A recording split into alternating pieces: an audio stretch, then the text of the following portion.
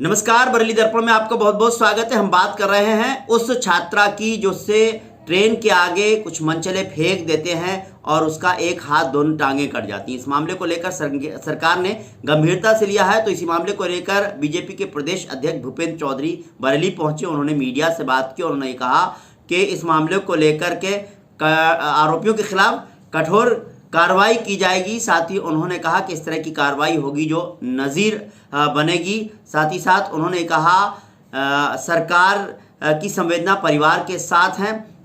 आखिर भूपेंद्र चौधरी ने क्या कहा, सबसे पहले उनके बयान को सुनिए। साथ ही साथ छात्रा के साथ क्या घटना हुई थी उस पूरी घटनाक्रम को भी हम आपको इस ही स्टोरी में आपको बताएंगे। इस तरह की घटनाएं सभ्य समाज के लिए दुखद है, हम सबको पीड़ा देने वाली है। हमारी संवेदना मेरी पार्टी की, मेरी सरकार की पीड़ित परिवार के साथ है। लेकिन सरकार संकल्पित है और विधि सम्मत जो भी कार्रवाई होगी उस कार्रवाई कठोरतम कार्रवाई की जाएगी और ऐसी कार्रवाई की जाएगी जो नज़ीर बन सके।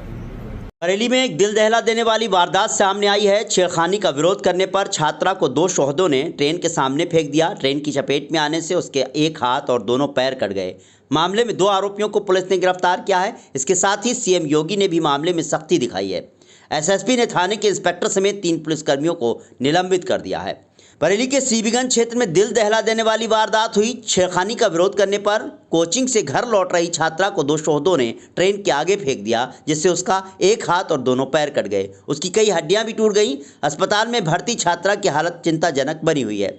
इस मामले में मुख्यमंत्री योगी आदित्यनाथ ने संज्ञान लिया है। मामले में अफसरों ने मौके पर जाकर पीड़ित परिवार से बात कर कार्रवाई का निर्देश दिया। बुधवार सुबह commissioner Saumya Agarwal, IG Rajesh Kumar Singh, DM Ravindra Kumar और एसएसपी घुले सुशील चंद्रभान ने अस्पताल जाकर परिवार और डॉक्टरों से बात की। सीबीगंज इंस्पेक्टर अशोक कंबोज, हल्का इंचार्ज नितेश कुमार और 2 सिपाहियों को निलंबित कर दिया है। साथ ही विभागीय जांच के आदेश दिए गए हैं।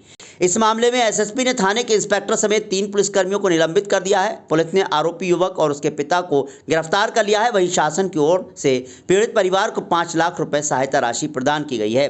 सीबीगंज थाना क्षेत्र के एक गांव की रहने वाली इंटर की छात्रा शाम को सीबीगंज में कोचिंग पढ़ने जाती है।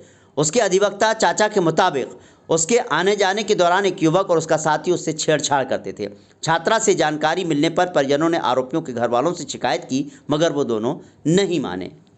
मंगलवार को भी कोचिंग गई थी लड़की। शाम को लौटते वक्त वो घड़ौवा रेलवे क्रॉसिंग के पास लहूलुहान हालत में मिली। उसके दोनों पैर कटे हुए थे। जानकारी करने पर पता चला कि उन्हीं दोनों युवकों ने उसके को रास्ते में रोककर छेड़छाड़ की थी। विरोध करने पर उसे ट्रेन के आगे फेंककर जान देने की कोशिश की। मुकदमा पंजीकृत किया गया है। इसमें जो मुख्य अभियुक्त और उसके पिता 2 लोगों को गिरफ्तार किया गया है और उनके खिलाफ जो भी कार्रवाई है वो की जा रही है। इसके अलावा इसमें पूरे घटना में जो थाना प्रभारी है यहाँ के और वहाँ के हल्का प्रभारी और बीट के आरक्षी, इनको क्षेत्र में सही तरीके से जानकारी न रखना, इसके लिए उनको निलंबित किया गया। उनके खिलाफ भी कार्रवाई की जा रही है। छात्रा के परिजनों ने क्या बताया?